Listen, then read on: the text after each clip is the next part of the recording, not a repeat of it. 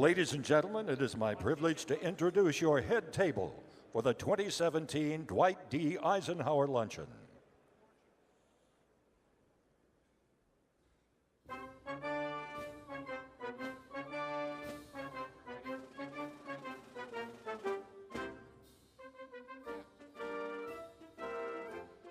Sergeant Major Robert Morgan, Acting Command Sergeant Major, Army National Guard.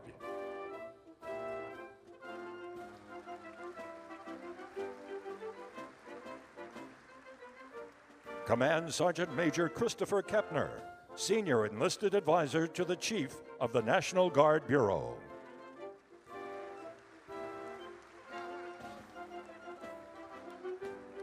Chaplain Brigadier General Thomas Soljam, Deputy Chief of Chaplains, United States Army.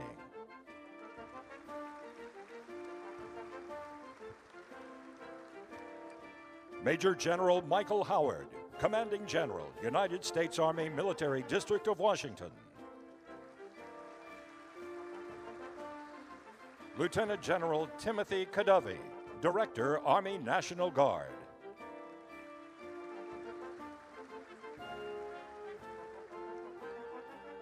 Lieutenant General Charles Luckey, Chief, Army Reserve, Commanding General, United States Army Reserve Command.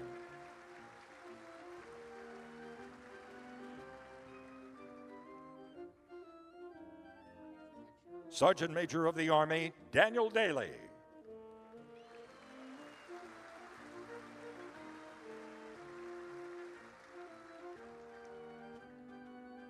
General Gustav Perna, Commanding General, United States Army Materiel Command.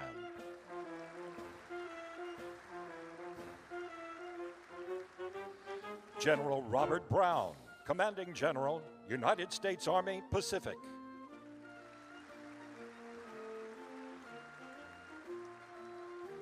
General Robert Abrams, United States Army Forces Command.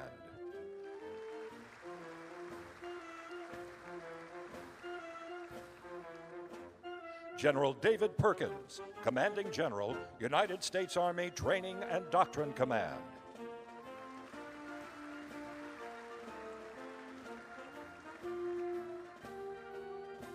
General James C. McConville, Vice Chief of Staff of the Army.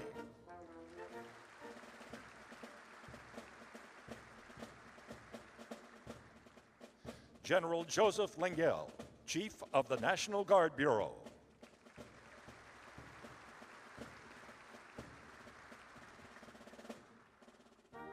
The Honorable Ryan D. McCarthy, Acting Secretary of the Army.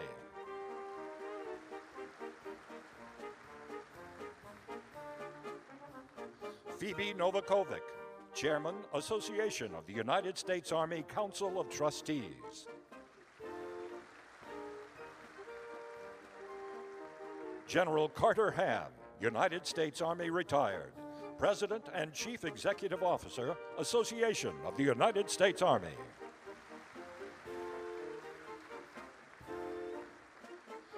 Ladies and gentlemen, please welcome our honored guest and keynote speaker, Chief of Staff of the United States Army, General Mark Milley.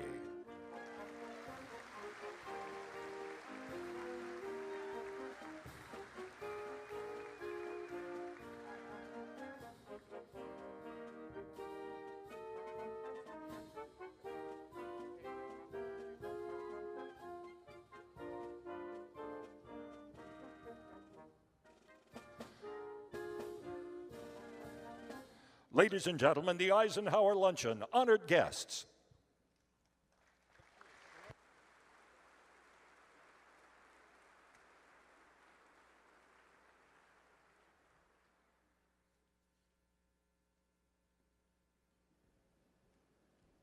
Welcome, ladies and gentlemen, to the 2017 Dwight D. Eisenhower Luncheon. I invite Chaplain Soljam to come invoke a blessing, and then please remain standing for our national anthem.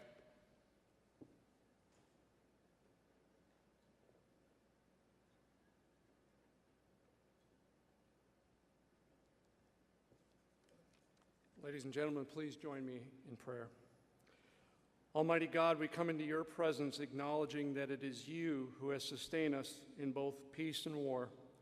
We ask that you incline our hearts with love and affection towards our fellow citizens, and particularly those who have served in our military.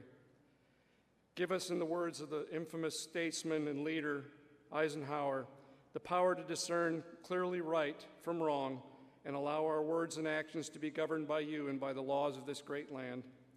Fill our hearts with a warrior spirit as we seek to protect and defend our nation in these certain and perilous times. Instill in all of our leaders the values and virtues we recognize today, and may our Army continue to act and serve in a way that garners the trust and confidence of our republic. Now and always we give you thanks for the privilege of being called an American soldier, guardians of freedom and the American way of life. In your holy name I pray. Amen.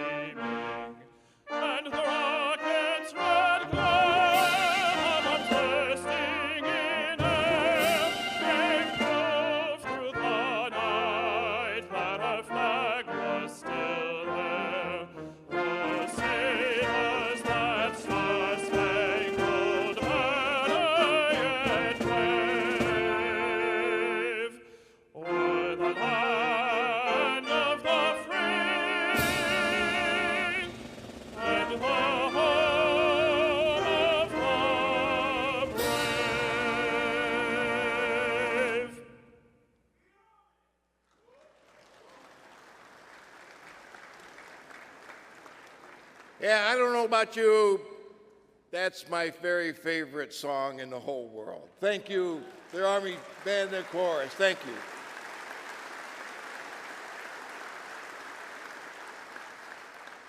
And to the lone voice in the wilderness, you're just flat wrong this year. All right, ladies and gentlemen, enjoy your lunch. We'll be back with more soon. Thank you.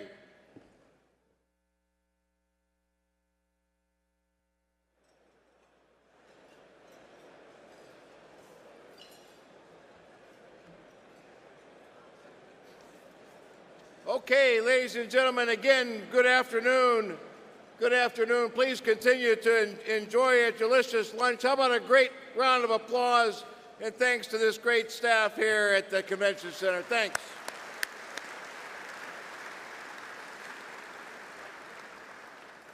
We are again very, very pleased, all of us pleased that you've joined us here for the 2017 General Dwight D. Eisenhower Luncheon, building on this theme, Building Readiness, America's Army from the Great War to Multi-Domain Battle.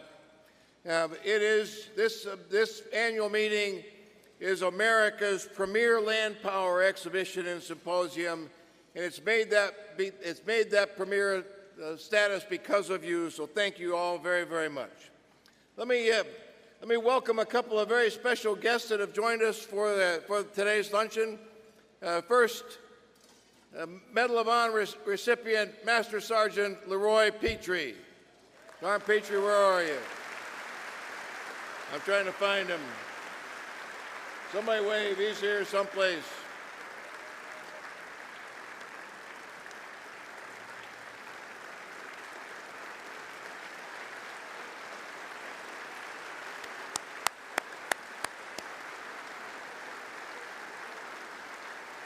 You can usually find Sergeant Petrie because he's usually got his dog Tommy with him, so you see him wandering the halls, please take an opportunity and say thanks to a great soldier, a great hero, a great patriot.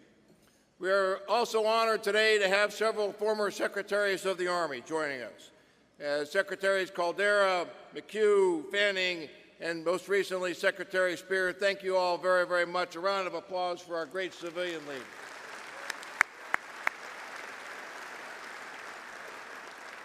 The former Deputy Secretary of Defense, the Honorable Rudy de Leon. That's all right, come on. We have former Chiefs of Staff for the Army joining us today, General Vano, General Sullivan, General Reimer, and General Shinseki. Thank you, gentlemen, for your long service to our Army.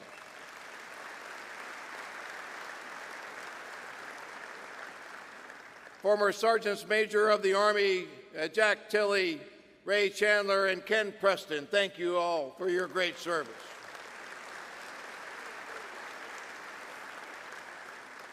Sergeant Major Tilley, his normal, quiet, and reserved self. He doesn't like applause, actually. He really likes hooah. So can we give Sergeant Major Tilley a big hooah? Hooah! Is that better, Sergeant Major? You okay now? All right, you can have your dessert. Lots and lots of other distinguished guests here. This is a great opportunity, and we're going to recognize excellence for soldiers and non-commissioned officers. And they achieve that excellence because of the example of the senior non-commissioned officer leadership of the United States Army. May I ask all Sergeants Major and Command Sergeants Major to please rise. Let us thank you for your long service.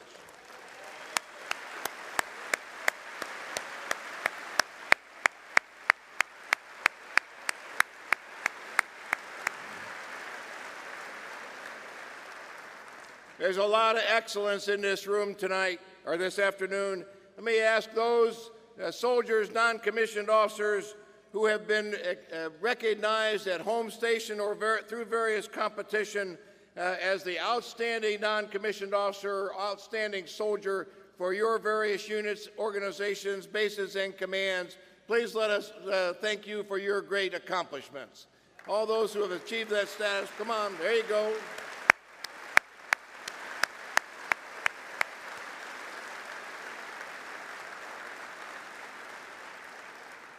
As with the opening ceremony, we're honored to have so many of our allies and partners represented at this luncheon. Your presence here signifies the strong bonds that exist between the United States Army and our partners. May I ask our international partners, please rise and let us thank you for being here with us today.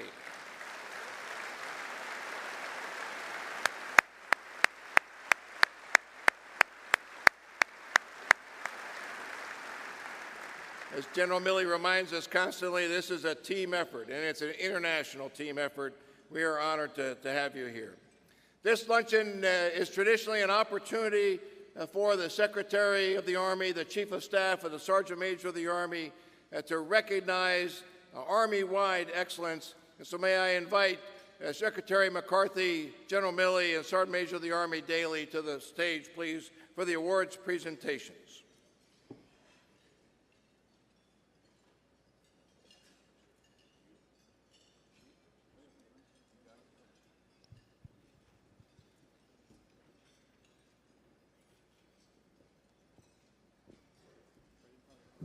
Would the recipient of the Stephen Ailes Ralph Haynes Jr. Award please come to the stage?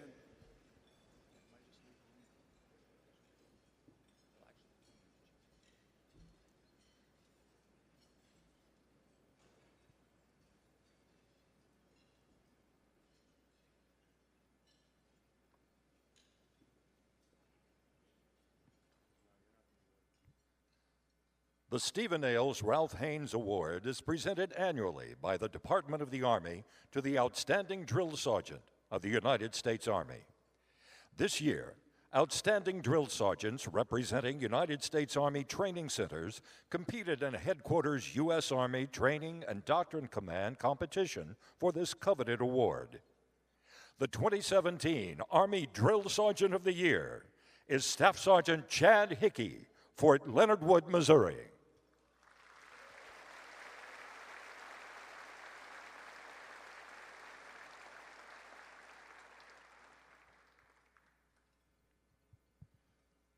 Would the recipient of the Finis D. McCleary Award please come to the stage?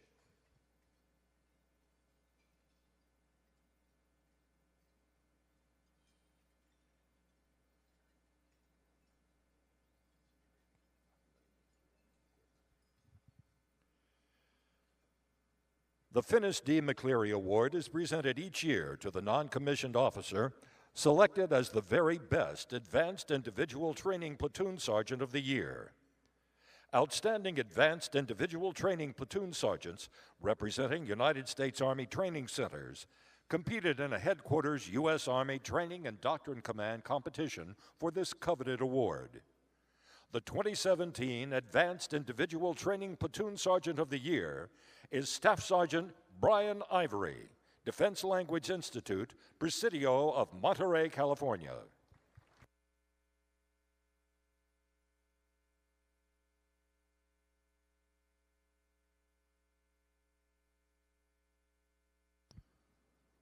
Would the recipients of the General Maxwell Thurman Recruiting Excellence Award please come to the stage?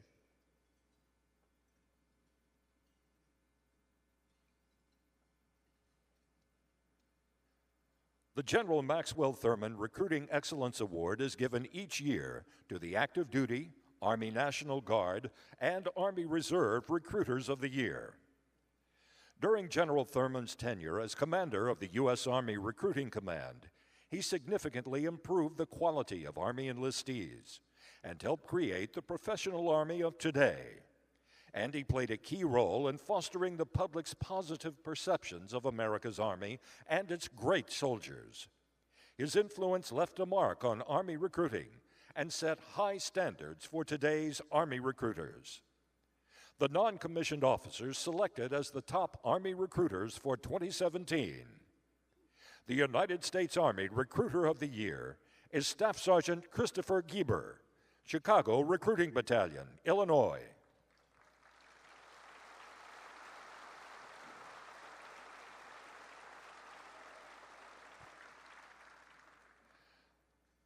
The United States Army National Guard Recruiter of the Year is Staff Sergeant Brian Campagna, California Recruiting Command, Simi Valley, California.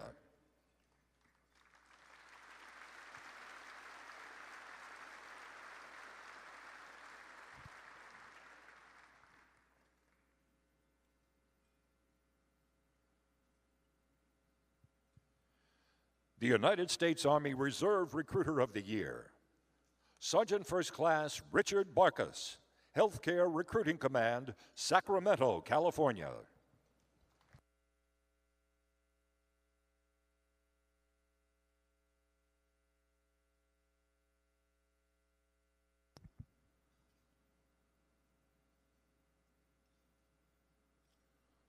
Would the recipients of the Retention in Excellence Award please come to the stage?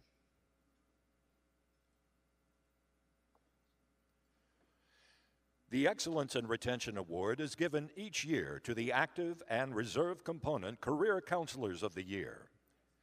Retaining the very best soldiers is critical to the Army's mission of growing and developing leaders for the future.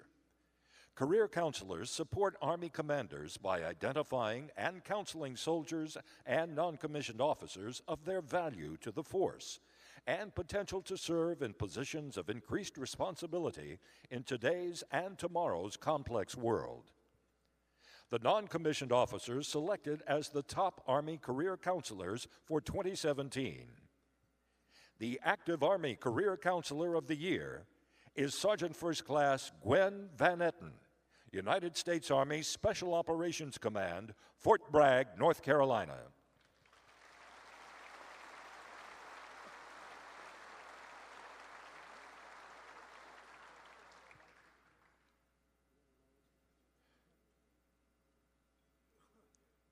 The Army Reserve Component Career Counselor of the Year is Sergeant First Class Matthew Wenskowski, Forces Command, National Guard Bureau, Vienna, Virginia.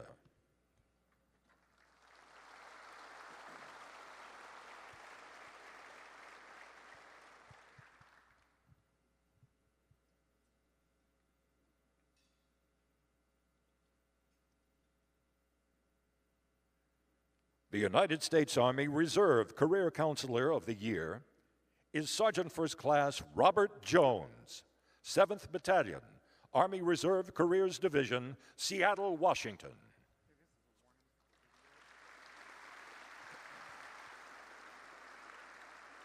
Ladies and gentlemen, please join me in a round of applause for all of our outstanding non-commissioned officers.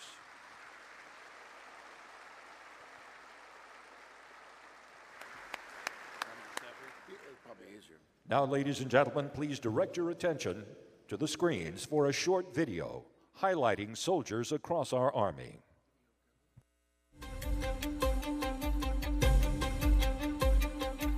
Our arms must be mighty, ready for instant action, so that no potential aggressor may be tempted to risk his own destruction.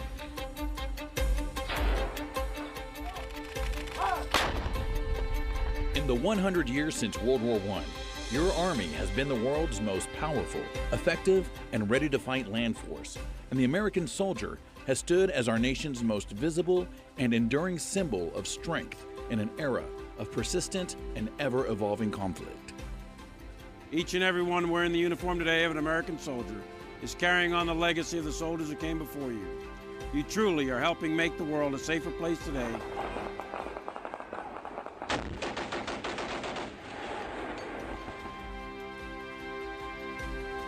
As the Chief of Staff of the Army, the priority I'm going to focus on is readiness. The second priority I'll focus on is the future force of the Army. That is the Army of the 2025, 2030, 2040 timeframe.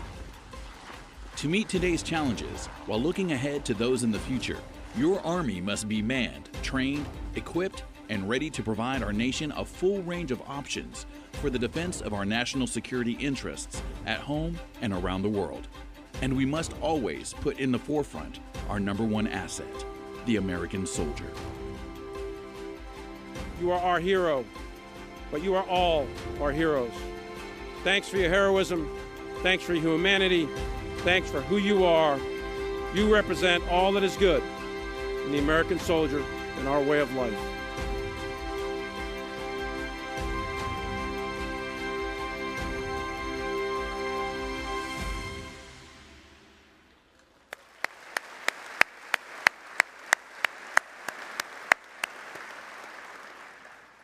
That may be a voice that might be somewhat familiar to you on that video. And we'll soon hear from the 39th Chief of Staff of the Army. Chief, though, I was thinking as we were standing there, it struck me that the temperature is a little bit cool in this room, so I thought I'd put on a jacket just to kind of get through your speech.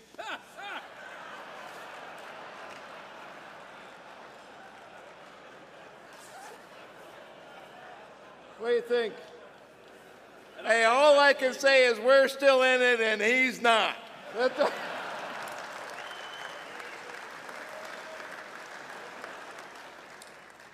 Ladies and gentlemen, the 39th Chief of Staff of the United States Army, General Mark Milley.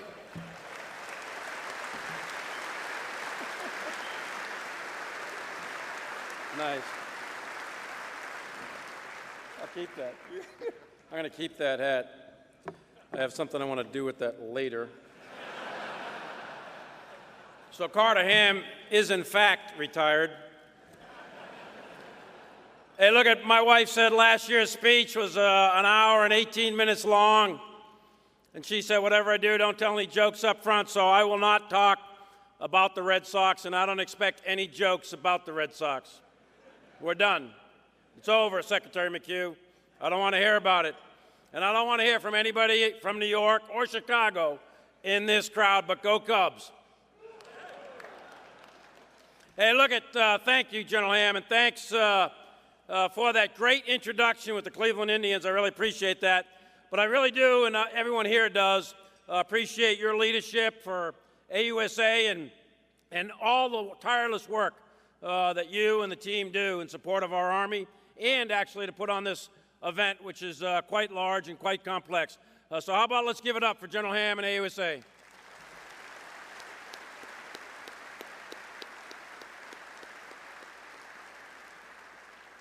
And, you know, we have Secretary McCarthy here. Everyone knows that he is from Chicago. He is a Cubs fan, Blackhawks fan, Bears fan, and all of that. So we're going to forgive him that, but he's a longtime friend of mine. I've known him for quite a while, for over a decade now. A graduate of VMI, came in as an infantry officer, served in the Ranger Regiment, significant amounts of combat early in the war years. Good time up on the Hill, working as a staffer, did some time in industry, and obviously he worked very closely with Secretary Gates, and he has exquisite knowledge of the Department of Defense.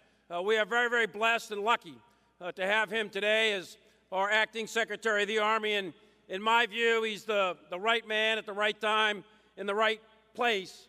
And I know he's a man who's committed to our Army. He's here for the right reasons.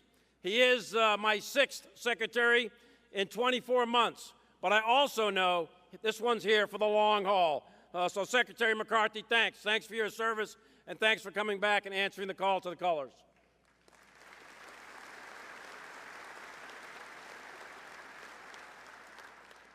And look, there's a boatload of distinguished people in here. In fact, everyone here is distinguished. And I want to acknowledge all of you, but I won't. So consider that all due protocol is hereby acknowledged at this time. But there are a few that I do want to single out. First, I want to single out the members of Congress and the staffers that are here. We had breakfast with them this morning. You know, we're a representative democracy, and the United States Army cannot survive long without the support of the United States Congress. So thanks for what you do up on the Hill, and I would just ask you one thing. Would you please pass a budget?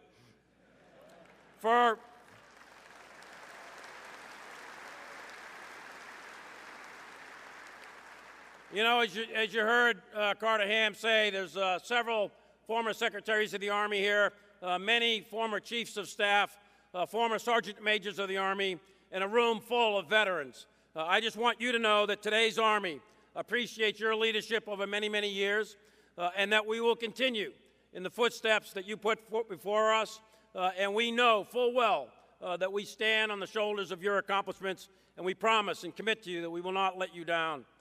To our industry partners, and there are many in the room today, I want to thank all of you for your continued support to the warfighter. You know, 7 decades ago, when General Eisenhower, the namesake of this luncheon, was leading our forces in Europe against Nazi Germany, companies like the three generals, General Motors, General Dynamics, and General Electric, companies like Ford and Chrysler, Boeing, Lockheed, Springfield Armory, Colt, U.S. Steel, and many others turned auto plants into tank factories and truck factories and rolled mountains of munitions off of civilian assembly lines.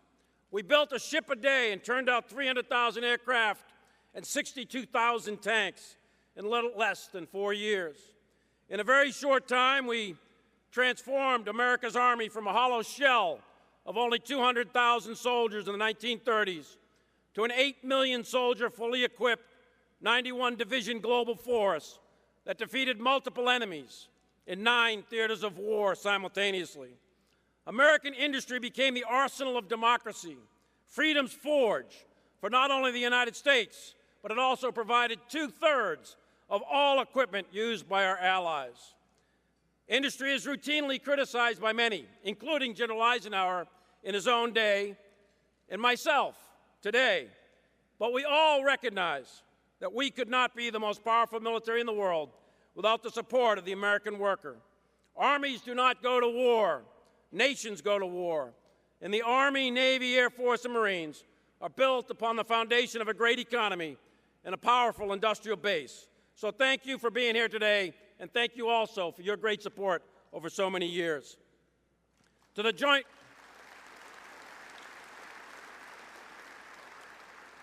You know, the Army does not fight alone. We fight as part of, a key part of the joint force with our brothers and sisters in the Navy, Marines, and Air Force, and many of them are here. You heard one earlier as the lone voice of the canary in the mine shaft. Where are you there, Navy? All right, he's quiet now, so that's good. Just because you couldn't meet the standards of the Army, that's okay. So, but we do accept you. So, but in addition to our joint force and our brothers and sisters in arms in the American military, there are 71 nations represented in the room today, and when our nation goes to war, we go with our allies and partners, and we are much stronger as a result. And thanks also, and I'd ask you always keep them in your memory and prayers and thoughts every day, because while we're here in this ballroom, why we are here in D.C. We have 182,000 soldiers committed to supporting combatant commander requirements in 140 countries around the world, manning the parapets of freedom's frontier. And we are all proud of the over 35,000 soldiers from the total force who have helped fellow citizens with hurricane recovery efforts, to the people of Texas, Louisiana, Florida, the Virgin Islands, and Puerto Rico, who are fighting desperately to get back on their feet.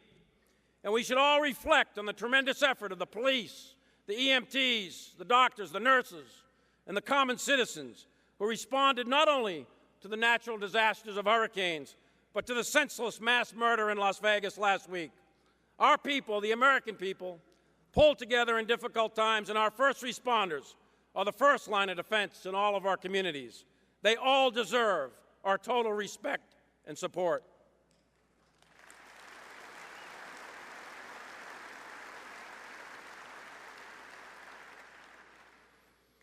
And Master Sergeant Petrie, thank you. Thank you for being here and representing a group of people who have earned the Congressional Medal of Honor. You represent, in my view, and I've known you for quite some time now, all that is good in the American soldier. I want to thank you personally on behalf of everyone in this room and an entire nation for your sacrifice and your courage and your commitment. Thanks again, and I appreciate your efforts.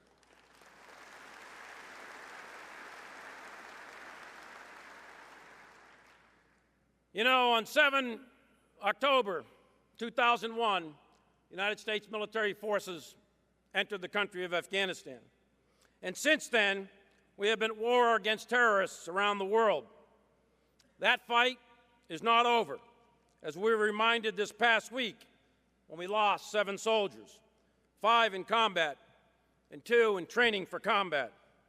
And today, we are all deeply humbled by the presence of the Gold Star mother of Captain Torrey Mallard, who belonged to the 3rd Armored Cavalry Regiment and was killed in action in March 2008 in Iraq.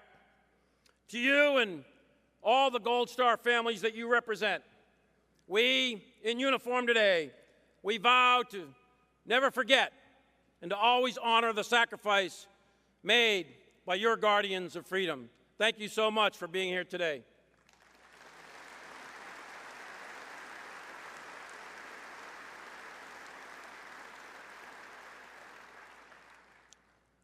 You know, 2 years ago, when I became the Chief of Staff and I did my first one of these, and then again last year, I've emphasized readiness, combat readiness, as our #1 priority, and that hasn't changed, and it's not going to change.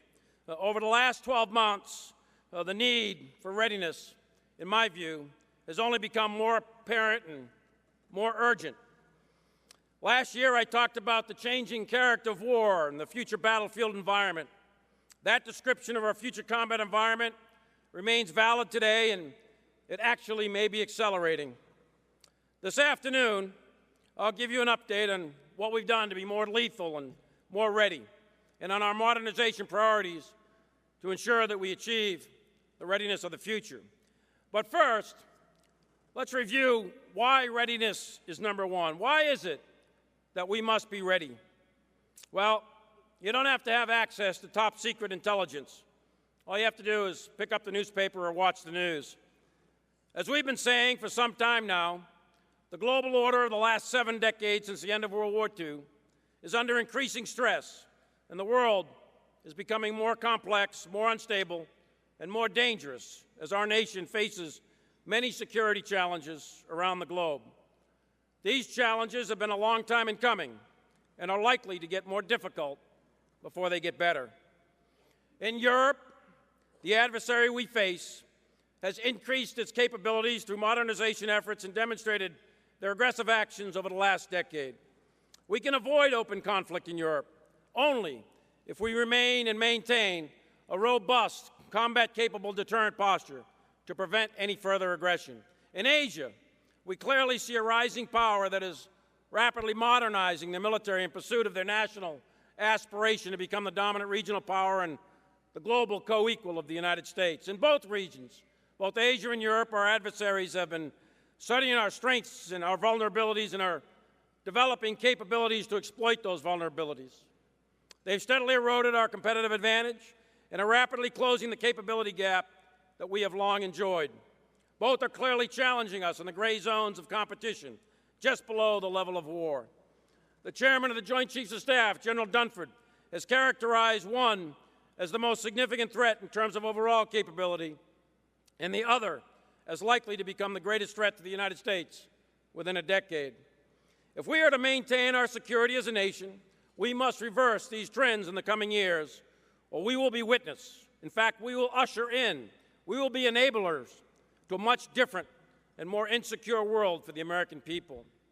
In the Middle East, we see another state attempting to become the regional hegemon, seeking to overturn the existing regional political order by using asymmetric means in a variety of areas to undermine key U.S. interests. Continued vigilance in this area and continued strength will be necessary to protect our interests and support our friends and partners. In the same region of the Middle East, and indeed throughout the world, we also continue to face a long-term fight against the long reach of terrorists, a fight that has deep historical and systemic causes and will require our continued commitment to ensure our nation is protected. Our strategic approach in this fight is sound. We will work by, with, and through our regional partners to assist them in establishing stability. We have made significant progress, steadily ripping apart the so-called ISIS caliphate in both Iraq and Syria at places like Mosul, Raqqa, and the Euphrates River Valley. We continue to battle al-Qaeda, ISIS, and all of their affiliates wherever we find them, and we have reinforced our effort in Afghanistan, where multiple terrorist groups operate along the Afghan-Pak border. But it is on the Korean Peninsula where, in my view, we find the most dangerous near-term threat to the United States and the world today. It is no secret that North Korea is rapidly developing intercontinental ballistic missiles with nuclear weapons that can strike the continental United States, which could result in the deaths of millions of Americans. North Korea has always been aggressive with their rhetoric and their threat of conventional action. But now they are becoming a threat that combines devastating capability with a declaratory intent to use that capability against our allies and our homeland. If history has ever told us anything, do not ignore their words when their words are combined with capability. Hardly a week goes by when North Korea does not threaten their neighbors or the United States with nuclear attack. For the United States, as SecDef Mattis said just yesterday, it is clear we seek a peaceful diplomatic solution, and our State Department is our main effort, working closely with our friends in South Korea, Japan, and others like Russia and China, and many, many other countries. In fact, the entire international community, through 9 United Nations resolutions, has condemned North Korea's actions, and no one wants a war. All recognize that a war in the Korean Peninsula would be a tragedy on a huge scale, with intense levels of violence in dense urban areas, enormous damage to infrastructure, and economic effects felt worldwide. And most importantly, there will be significant loss of human life. A level of war on a scale that few in the world today have ever seen. However, the Chairman of the Joint Chiefs of Staff, General Dunford, said it best in recent testimony. He said that a war in the Korean Peninsula is no longer unimaginable. What is unimaginable is a nuclear strike on a U.S. or allied city. No one in this room knows with certainty how this situation will play out, and someone in this room will be making the critical decisions. But you can be sure that decisions will be made, one way or the other, because of the rapid pace of North Korea's ICBM and nuclear weapons development. But look it, I'm not in the business of predictions. We, the United States Army, are in the business of readiness. And Secretary Mattis, just yesterday, very clearly tasked the United States Army to be ready. His words were carefully chosen. So our number one task, bar none, remains readiness. Readiness for what? It's readiness for war. readiness for the intense combat of ground operations of any type, anywhere in the world. That is our task, and I can tell you that it has never been more important than it is today. A century ago, we ended World War I in a state of unreadiness. In World War II, we again entered in a state of unreadiness, and we paid dearly in the early years of that conflict. And it was not by accident that Secretary Mattis reminded us yesterday to reread T.R. Fehrenbach's book, This Kind of War, which is a study of the unpreparedness as we entered the Korean War in the summer of 1950. Unreadiness results in paying the butcher's bill in the blood of American soldiers. But being combat ready, on the other hand, deters enemies. It keeps the peace. And in the event of conflict, combat readiness provides the capability to end the war quickly on our terms, in the shortest amount of time, and with the least amount of friendly casualties. So as soldiers, as America's sentinels of freedom, we will pray for peace every day. But at the same time, the United States Army will prepare for war. And that is exactly what we are doing. Over the last few years, as we deployed fewer units to Iraq, Afghanistan, and elsewhere, the Army has arrested the readiness decline we were experiencing because of the great work done across the force by FORSCOM, AMC, TRADOC, our overseas component commands, and tremendous support from Congress. We've shifted mindsets from R4Gen to sustainable readiness in order to get our Army ready for high-intensity conflict. We're eliminating unnecessary training across all echelons, which will cut the number of required tasks and give time back to commanders to focus on the preparation for combat.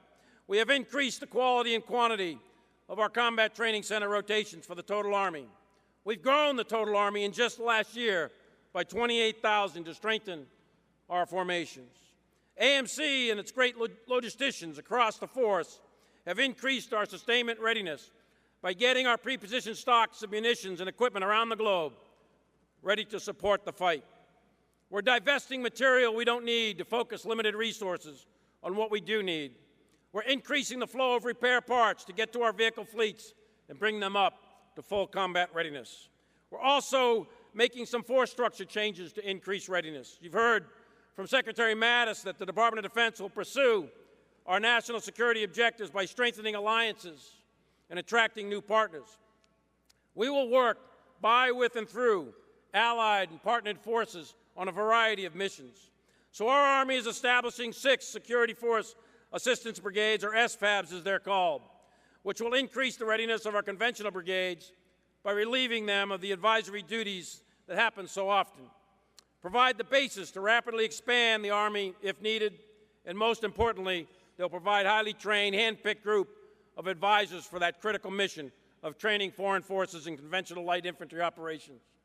We're also increasing readiness through heel-to-toe rotations, providing a higher degree of operational and strategic flexibility and tactical skill to our combatant commanders.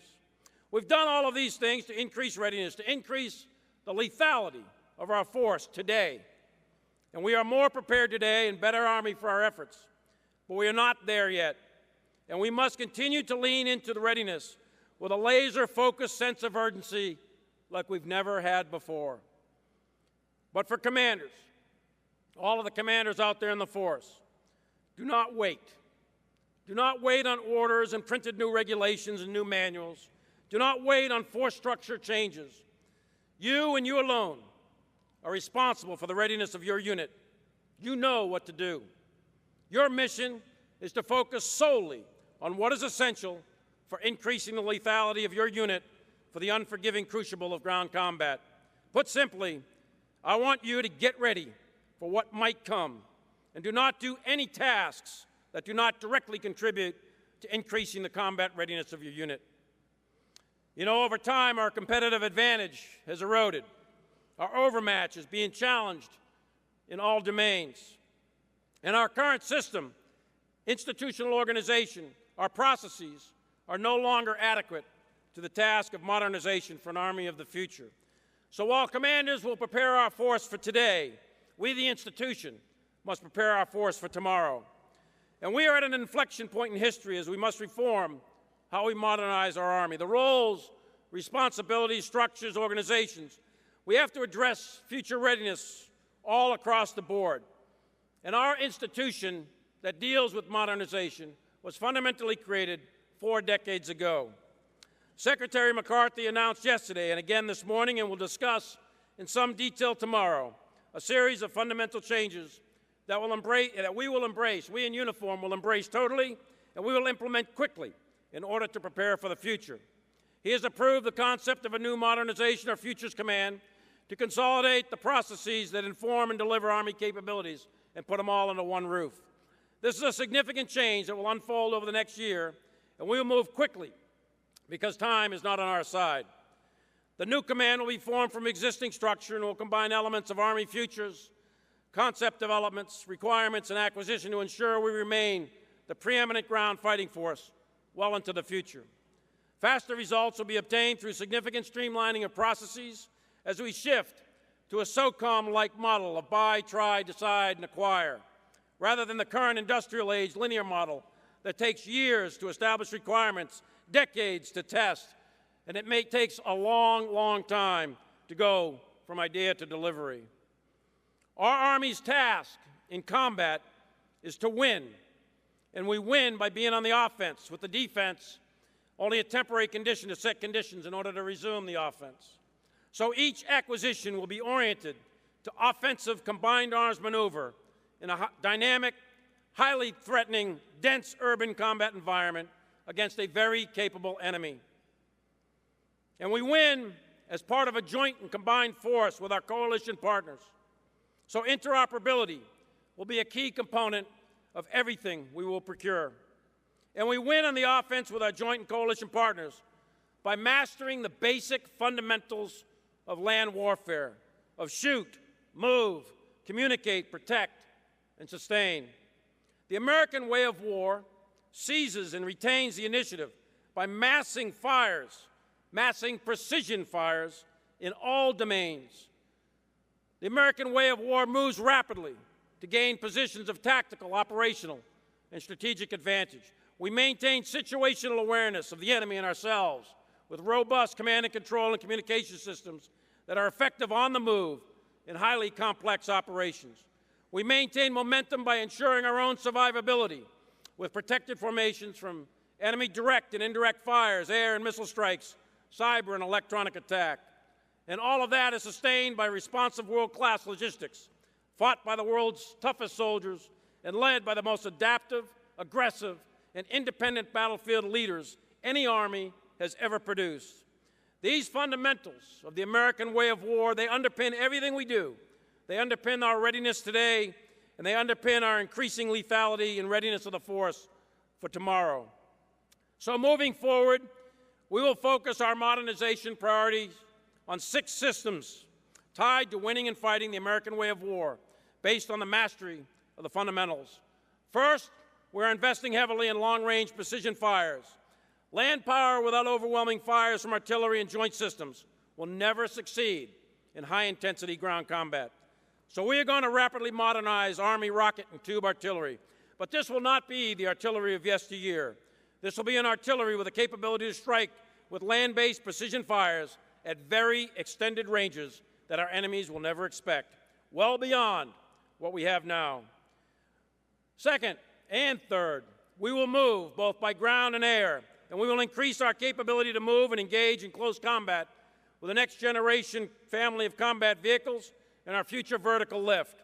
New tanks, new infantry vehicles, wheeled vehicles, rotary wing aircraft, a new class of vehicles that are going to leverage new technologies in firepower, mobility, armor, materials, active protective systems, lighter weight, new forms of power generation beyond carbon-based fuels, and importantly, robotics that will enable commanders to conduct decisive operations at greater speeds than before over more extended ranges and in complex terrain. Our improved capability to shoot and move will be networked into the joint system through a communications and information capability that will allow us to see both the enemy and ourselves better. And most importantly, it will enable us to execute mission command on the move in a fluid and high-threat environment. This system will be expeditionary, mobile, and hardened to survive in an active electronic warfare environment, and it will leverage emerging technologies of artificial intelligence and machine learning to achieve significant increases in speed and effectiveness of decision-making and targeting. Fifth, and none of the above will matter unless you have this fifth priority. It won't matter if you are dead. So the fifth priority is to protect our force from any indirect fires or air or missile attack. And we will reform our entire battlefield air and missile defense capability over the coming years, which has so tragically atrophied over the last decade, all for understandable reason. And lastly, our success rests upon our soldiers engaged in close combat, and we intend to significantly increase investments in rapidly increasing individual and collective soldier lethality. Our next generation individual and squad combat weapon will come in with a 10x improvement over any existing current system in the world, and that will be critical. But we also want to improve body armor, individual sensors, small unit radios, load-bearing exoskeletal systems in order to improve soldier endurance, and much, much more. But new equipment is only one component, and it's insufficient for a future battlefield. Training is the key. Hard, rigorous, realistic, repetitive training. That is the ultimate form of taking care of an American soldier. And the only way to do that is through repetition in combat-like conditions. Repetitive practice in the right conditions builds the skills and intuition that each of our leaders will need to make thousands of decisions in actual combat. So we want to replicate that. We want our leaders at all levels, at all echelons, to make thousands of simulated combat tactical decisions against a thinking and adaptive enemy in order to gain confidence and skill and learn from their mistakes. We will always emphasize live fires and exercises against a world-class OPFOR at our combat training centers, which have been upgraded to reflect the real stress of actual combat in all domains. And we will begin work on a large-scale urban combat center as well. But live fire or live force-on-force training, that is expensive, and it doesn't provide nearly enough repetitions for developing high levels of soldier and leader skill needed in future battle. Every day, units must train on their individual and collective combat skills. So we will do this by radically improving our synthetic training environment. We currently do simulations for Air Force and Navy pilots and for our own helicopter pilots, even some of our tank crews, and we have limited simulations for individuals and squads. But tens of millions of dollars are spent and invested in training simulation for an F-35 pilot before they are ever allowed to come near a fifth-generation fighter. Well, we have fifth-generation fighters in our squads and platoons, and they are actually fighting every day. So we must do the same thing for them. Any soldier that engages in close quarters combat deserves the same investment for anyone that's flying at 30,000 feet. There is no reason that we do not do that. The technology already exists. Every line company in the Army can have multiple simulators to train under varied combat conditions so that units and soldiers practice warfighting skills literally every day. The technology exists now in order to conduct realistic training in any terrain in all of the urban areas of the world with any scenario against any enemy, anything that the commander deems necessary. That is possible today. And it's through iteration and intense realistic training of the body and the mind that our soldiers will prevail and survive on a future battlefield. We just need, at our level, to focus our resources and provide them the opportunity. So these are our modernization priorities: long-range precision fires, new ground vehicles and vertical lift fleets, the network, air and missile defense, and soldier lethality. And we, all of us, are in this together. The Army, the Joint Force, members of Congress, allies, partners, and industry. The world is moving fast, and we must both be ready to fight tonight, and we must modernize quickly to increase our lethality and regain our competitive advantage against the emerging threats of the future. If we adapt to the changing character of war and we embrace the institutional changes we need to implement, then we will continue to be the most lethal fighting force in the world for the next 7 decades and beyond. If we do not, then we will lose the next war. Preparation for war is very expensive, and we recognize that. But preparation for war is much cheaper than fighting a war. And the only thing more expensive than fighting a war is fighting and losing a war. Our nation can afford survival, and our Army can maintain the peace by being prepared for war. So let me close with a little commentary on why we fight. You know, 242 years ago, our nation was founded on an idea, and it was contained in our Declaration of Independence and in our Constitution. That idea was novel for its time, and it's been challenged ever since. And prior to our founding in 1776, people throughout history were born and lived and died without ever having a say in how or who governed them. And most of the people's world could never rise above the conditions of their birth. But with the United States came an idea that was very powerful, an idea that shook the foundations of aristocracies and dictatorships, an idea that was and still is feared by totalitarian and authoritarian leaders around the world, and it is an idea that is absolutely hated by terrorists. It's an idea that you and I in uniform swore an oath to when we put on the cloth of our nation. We swore to protect and defend that idea in our Constitution, even at the cost of our life, even at the cost of our limb, as Master Sergeant Petrie lost it. No matter what the cost, we swore to protect and defend that idea in this Constitution. And it's an idea for which millions of Americans before us have given their last full measure of devotion. So what is that idea? It's simple, really. All it says is that here in America, we will have a government of the people, by the people, and for the people. And it says that all of the people, regardless of whether you're male or female, it doesn't matter if you're gay or straight or anything in between, it doesn't matter if you are black or white or Asian or Indian or any other ethnic group, it doesn't matter what your country of origin is or the spelling of your last name. It does not matter if you are Catholic or Protestant, Muslim or Jew, and it doesn't matter if you don't believe at all. It does not matter if you're rich or poor or common or famous.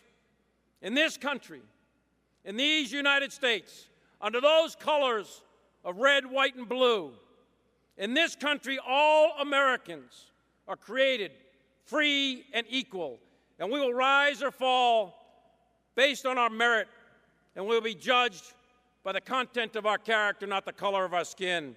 That is the core organizing principle of the United States of America, and that is why we fight. And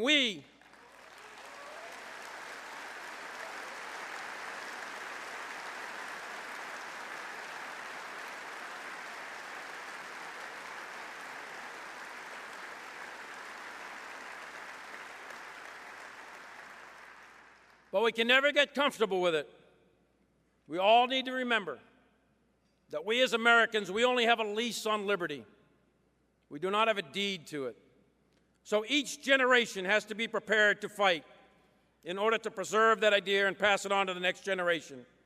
And our enemies, no matter where they are on this earth, they need to know that the United States Army will bear any burden and meet any hardship to ensure that this experiment in liberty that we call America shall not perish from this earth. Thank you, and Army Strong.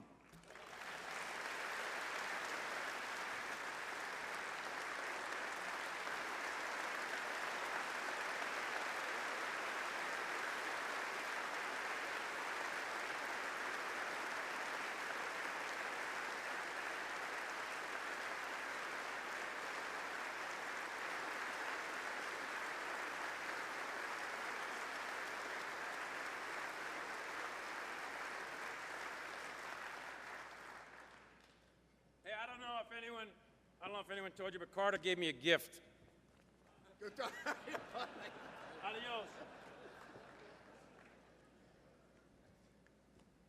Thanks, Chief. thanks all of you for that very, very powerful message. We stand with you, and we stand ready to do our part to support America's armies and the soldiers that defend our country. Thank you for your leadership. Thank you for the inspiration that you give us. Thank you for the powerful example that you set for each of us in selfless service. But thank you most, Chief, for choosing to be a soldier. Thank you.